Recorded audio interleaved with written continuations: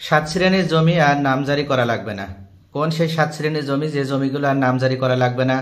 অর্থাৎ 2024 সালের স্মার্ট নামজারি যে পদ্ধতি আছে সেই স্মার্ট নামজারি পদ্ধতি চালু হতে যাচ্ছে। এই স্মার্ট নামজারি পদ্ধতি চালু হয়ে গেলেই এখন থেকে এই সাত শ্রেণীর জমি আর নামজারি করা লাগবে না। এক নম্বরে যে জমি আর নামজারি করা লাগবে না সেটি হচ্ছে সাবকবলা দলিল।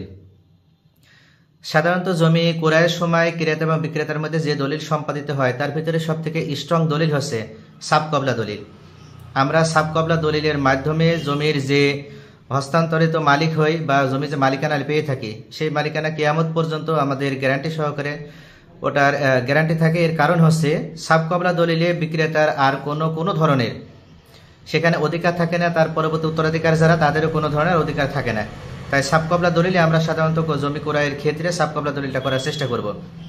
আর এই সাবকবলা দলিল তৈরি করার সময় একই সাথে দলিলের সাথে সাথে নামজারি হয়ে যাবে, তাহলে নতুন করে আর নামজারি করার প্রয়োজন হবে না যারা সাবকবলা দলিলের মাধ্যমে জমি ক্রয় করবে।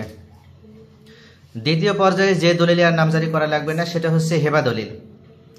সাধারণত কোনো ব্যক্তি যদি তার নিকট আত্মীয়দের ভিতরে যে 14টি শ্রেণী আছে এই 14 শ্রেণীর ভিতরে যদি কাউকে কোনো জমি দান সূত্রে দিতে চায় বা যদি হেবা করে দিতে চায়, সেক্ষেত্রে এই হেবা দলিল যখন সম্পাদিত হবে ওই সময় আর নতুন করে আর নামজারি করার প্রয়োজন হবে না।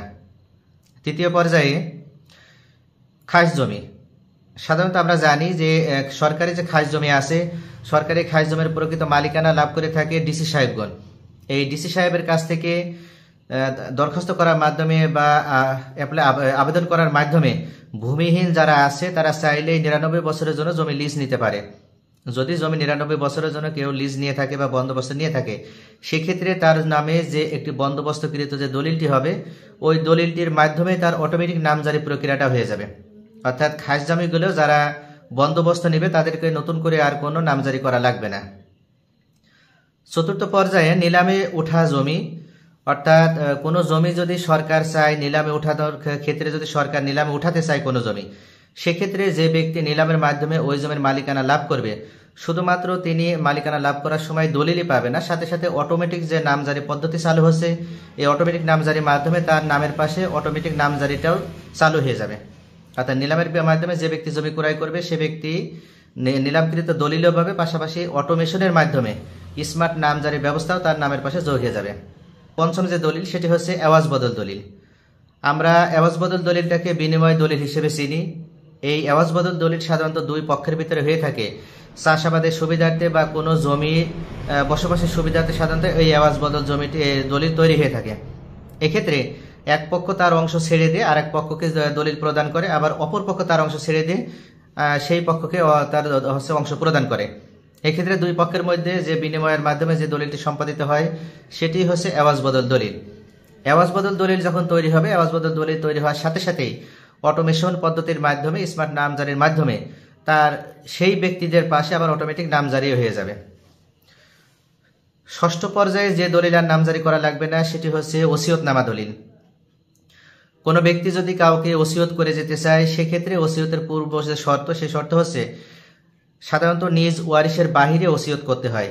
অর্থাৎ যে ব্যক্তি ওসিয়ত করতে চাবে তিনি জানছে যে এই ওয়ারিশগুলো তার উত্তরাধিকার, যদি ওয়ারিশের বাহিরে কেউ হয় এমন কাউকে তিনি চাইলেই ওসিয়ত করে দিতে পারে।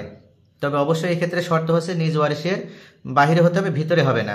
আরেকটি শর্ত হচ্ছে সে ব্যক্তি তার সমস্ত সম্পত্তি 1/3 পর্যন্ত চাইলেই যে কাউকে ওসিয়ত করে দিতে পারে।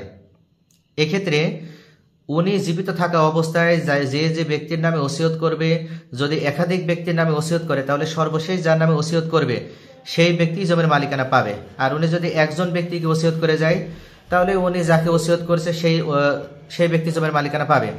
এক্ষেত্রে আগে মৌখিক ওসিয়তের স্বীকৃতি ছিল, এখন আর মৌখিকভাবে ওসিয়ত করার কোনো সুযোগ নাই। ওসিয়ত করতে চাইলে আগে দলিল করে দিতে হবে। যদি কোনো ব্যক্তি কাউকে ওসিয়তনামা দলিল করে দিতে চায় তাহলে যে ব্যক্তি ওসিয়তের মাধ্যমে জমি লাভ করবে তাকে আর নতুন করে নামজারি করার প্রয়োজন হবে না। যখন ওই ব্যক্তি দলিলের মাধ্যমে ওসিয়তনামা দলিল গ্রহণের মাধ্যমে জমির মালিকানা পাবে ওই সময় তার নামে অটোমেটিক নামজারি প্রক্রিয়াটা সম্পন্ন হয়ে যাবে। 7 নম্বরে যে দলিল আর নতুন করে নামজারি করার প্রয়োজন হবে না সেটি হচ্ছে বন্টননামা দলিল। বন্টননামা দলিলটি হচ্ছে নিজ ওয়ারিশের ভিতরে বা উত্তরাধিকারীদের মধ্যে বন্টননামা দলিল হয়ে থাকে।